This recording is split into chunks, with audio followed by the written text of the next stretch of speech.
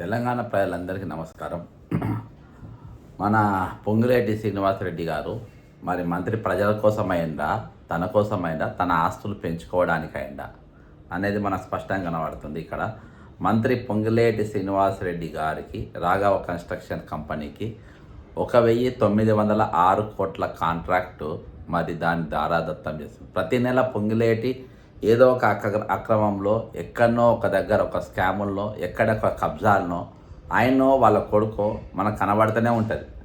మనం చూసినాం, వెలుగు మట్టలో చూసినాం, మళ్ళీ అక్కడెక్కడనో మన గచ్చిబౌలి దగ్గర భూమి కబ్జాలో చూసినాం, ఇండ్లో చూసినాం, మరి కోడంగల్ లిఫ్ట్ ఇరిగేషన్లో చూసినాం. ప్రతి నెల ఏదో ఒక దగ్గర ఆయనది కనబడుతూనే ఉంటుంది.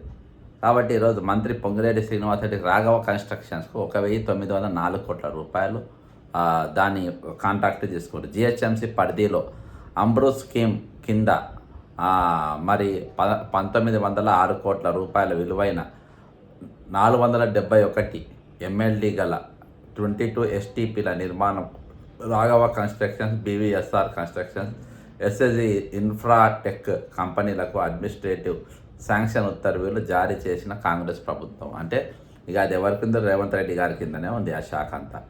అయితే ఇందులో the managing director Hyderabad metropolitan water supply and sewerage, ఇంతకుముందు ఇవన్నీ నాకు తెలిసి మెగా కృష్ణారెడ్డి చేసేది, ఇప్పుడు వీళ్ళు చేస్తున్నారు. Sewerage board Hyderabad has further reported that the proposed change of share holding pattern and restructuring is confined strictly among existing and joint venture members, where there is no substitution for any member whose credential and evaluated at bid stage.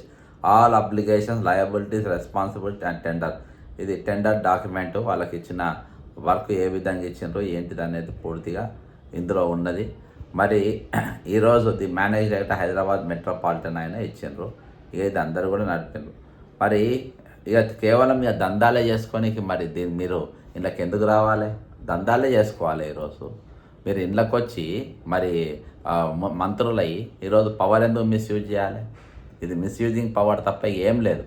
మీరు దందాలు అంటే ఇప్పుడు నా పేరు మీద, నీ పేరు అంటే కొడుకు మీద పేరు ఉన్నది. మన నీ కొడుకు పైన ఎఫ్ఐఆర్ అయింది, ఓ భూమి కబ్జా మీద పోతే చట్టం తన పని తాను చేసుకుంటూ పోతుందని చెప్పిండ్రు. ఈరోజు చట్టం తన పని తాను చేసుకుంటా ఉంటే అక్కడ ఉన్న ఆ ఇన్స్పెక్టర్ను మీరు ట్రాన్స్ఫర్ చేయించిండ్రు. తీసుకుపోయి అసలు ఆయన పేరు కూడా వినబడతా, ఆయన ఉందో డిస్మిస్ అయిందో మరి ఈరోజు అసలు డ్యూటీ చేస్తుందో లేదో తెలియదు. లూప్ లైన్లు వేసిండ్రు.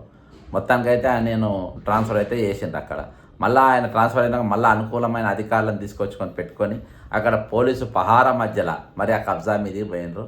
దాని మీద వాళ్ళందరూ ఇచ్చిండ్రు. ఈరోజు contract Kodangal lift irrigation cake పంచినట్టు పంచుకున్నారు. దాని మీద నేను సుప్రీంకోర్టులో పిల్లేస్తే జడ్జి గారు అన్నారు, నీకు రేవంత్ రెడ్డి మీద కోపం ఉన్నది కాబట్టి నేను అన్ని సాక్ష్యాలతో వేసిన. ఇద్దరు హైకోర్టు జడ్జిలు, మెయిన్ జడ్జిలు, కోర్టు నెంబర్ 1 హాల్లో ఇద్దరు, నీకు రేవంత్ రెడ్డి మీద కోపం ఉన్నది కాబట్టి నువ్వు కేసు వేసినావు. నా సాక్ష్యాలు ఏం చూడలే. సింపుల్ క్వశ్చన్ ఒకటే, నీ పిల్లు మేము తీసుకోము. ఎందుకు తీసుకోము అంటే మీకు ఆయనకు నీకు రేవంత్ రెడ్డి పడది కాబట్టి తీసుకోము అని చెప్పేసి పక్కన పెట్టి అందులో Raghava constructions, mega constructions cake cut చేసిండ్రు. అది దేనికోసం ఇచ్చిండ్రు, ఏమేమి మధ్యలో పెట్టి ఇచ్చిండ్రు మొత్తం సాక్షాత్తో వేసినా కానీ జరుగుతున్నట్టు పరిస్థితి అది. ఏది ఏమైనప్పటికీ ఈరోజు దందాలు చేయనికి, వ్యాపారం చేయనికే పొంగిలేటి శ్రీనివాసరెడ్డి మంత్రి పదవి తెచ్చుకున్నాడు. పైసలు సంపాదించడానికి ఎక్కడ డబ్బులుంటే అక్కడ, ఏడ భూములుంటే అక్కడ పైసలు మన వాళ్ళతో అగ్రిమెంట్ చేసుకోవాలి, భూములు తీసుకోవాలి. ఇదే సింగిల్ పాయింట్ ప్రోగ్రామ్ పెట్టుకుంటారు. వేరే ప్రోగ్రామే లేదు. ఇక మొత్తం హైదరాబాద్ చుట్టుపక్కల ఎక్కడెక్కడ రేట్లు ఉన్నాయో, మంచి మంచి ధరలు పలుకుతున్నాయో అక్కడ బీఆర్ఎస్ ఉన్నప్పుడు కుక్కిన పెయిన్ లెక్క ఉన్నాడు. ఎక్కువ తక్కువ మాట్లాడకుండా ఏవో చిన్న చిన్న దందాలు చేసుకుంటా ఉండే. నాకు తెలిసి రాఘవ కన్స్ట్రక్షన్స్ ఏవైతే మల్కం చెరువులో కట్టిండో మరి అది కూడా చెరువులు, అది కూడా పర్మిషన్ నాకు తెలిసి బీఆర్ఎస్ ఉన్నప్పుడు తీసుకున్నట్టుంది. మరి మొత్తానికి అయితే అది మొత్తం అక్రమంగా కట్టిండు. దాని ముందు ఆ రాఘవ కన్స్ట్రక్షన్స్ ముందు దాదాపు ఒక 500-600 చెట్లు ఉండే. పాపం ఆ 2 వీలర్ మీద వచ్చేటోళ్ళు పోయేటోళ్ళు, ఆ చెట్టుకు అక్కడ నిలబట్టేవాళ్ళు, వాన పడ్డప్పుడు కానీ నిలబట్టేవాడు, కొంచెం నీడగా ఉండేది. ఆయన అపార్ట్మెంట్లు కనబడతలేవని అవి ఎవడు కొంటలేడు అక్కడ. ఇప్పుడు హైరైజ్ అపార్ట్మెంట్స్లో 5 కోట్లు 6 కోట్లకు పెట్టి కొట్టుకొని అందులో ఏది మనది కాదు. ఏదో ఉండనికంటే ఉండొచ్చు కానీ ఏది మనది కాదు, అలా సేఫ్టీ లేదు. ఇప్పుడు చాలా దగ్గర హైరైజ్ అపార్ట్మెంట్ లోపలి పోయినాక నీళ్ళు ఉంటలేవు. 20,000 25,000 దాకా మెయింటెనెన్స్ ఉన్నాయి. దాంతో కిరాయి ఇల్లే దొరుకుతుంది. అంటే ఇటు 5 కోట్లు పోయినాయి. మళ్ళీ ప్రతి నెల 20,000 25,000 దీనికి ఏది మెయింటెనెన్స్ కట్టాలి. ఈ విధంగా భారం భరించలేక ఇది పైసలు ఉన్నోళ్ళు కూడా ఒకసారి ఉంటే కొంటారు. కానీ ప్రతి నెల అది మెయింటెనెన్స్ అనేది కష్టం కాబట్టి చాలామంది కొంటలేరు. అంటే చెట్లు అడ్డం రావడం వల్లనే కొంటలేరు అని చెప్పి చెట్లు కూడా నరికి అవతల పడేసారు మొత్తం. దాని మీద ఫారెస్ట్ డిపార్ట్మెంట్ కేసు లేదు, మరి ఈరోజు మున్సిపాలిటీ కేసు లేదు, జిహెచ్ఎంసీ కేసు లేదు, పోలీస్ కేసు లేదు. ఎందుకు కేసులు లేవనంటే మరి ఆయన మంత్రి గారు అయిపోయాయి. ఇప్పుడు అమాత్యులు అయిపోయాయి. అమాత్యుల చేతిలో ఈరోజు పరిపాలన కాబట్టి ఏమన్నా చేసుకోవచ్చు అని చెప్పి మరి ప్రమాణ స్వీకారం చేసినప్పుడే మరి ఆయన లైసెన్స్ ఇచ్చిందో ఏందో నాకు అర్థమైంది. కాబట్టి ఇటువంటి మంత్రులు ఈరోజు మనకున్నారు. కాసుకోవాలి. మరి ఏం చేద్దాం? ఆ దరిద్రాన్ని తెచ్చుకొని నెత్తి మీద పెట్టుకున్నాం. తెలంగాణ వచ్చిన నాటి నుండి మనకు కష్టాలు తప్పలేవు.